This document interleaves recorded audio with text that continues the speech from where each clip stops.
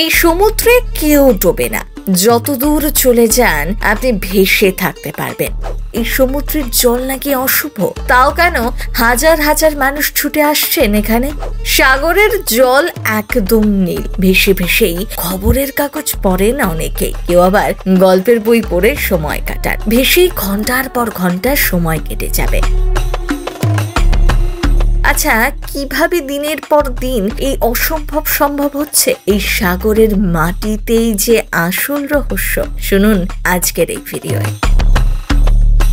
Dead C নাম হলেও এটি আসলে একটি হ্রদ, তবে মিষ্টি জলের নয়। এর জল ভীষণ লবণাক্ত। সাগরের লবণাক্ত জল এর তুলনায় কিছুই নয়। এখানকার লবণাক্ততা সাগরের জলের তুলনায় 8.5 গুণ বেশি। সাগরের জল সাধারণত নোনতাই হয়, কিন্তু এই সাগরের জল এতটাই নোনতা যে কোনো জীবই বাঁচতে পারে না। একটি মাছও যদি আপনি রাখেন, সাথে সাথে জলের মধ্যেই শেষ হয়ে যাবে। অতিরিক্ত লবণাক্ততার কারণেই এই হ্রদে কোনো উদ্ভিদ বা প্রাণী বাঁচে না, তাই একে ডেড সি বলা হয়। নেই জলের নিচে কোনো গাছপালাও। এই হ্রদে বাস করে নানান ধরনের ব্যাকটেরিয়া আর ছত্রাক, ব্যাস আর কিচ্ছুটি নেই।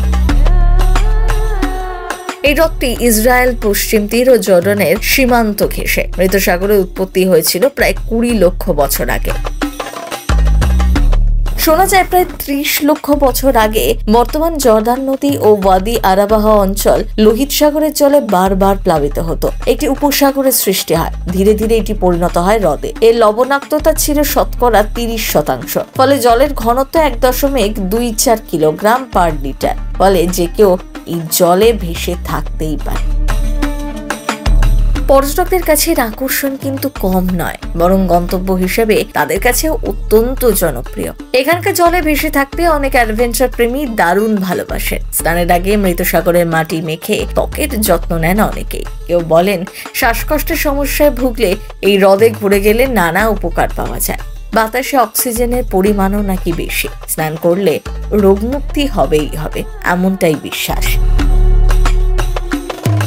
যদিও অতিরিক্ত লবণাক্ত জল শরীরের পক্ষে ক্ষতিকারক। এই জলে কোনো স্রোত নেই। এই জলাশয় মোটরবোট, অন্যান্য জলযানও কিছু দেখা যায় না, কারণ ঢেউই নেই। অপূর্ব প্রাকৃতিক দৃশ্য এবং শান্ত পরিবেশ মৃত সাগরকে যেন আরো অসামান্য করে তুলেছে, যেন পৃথিবীর অংশই নয় এই হ্রদটি।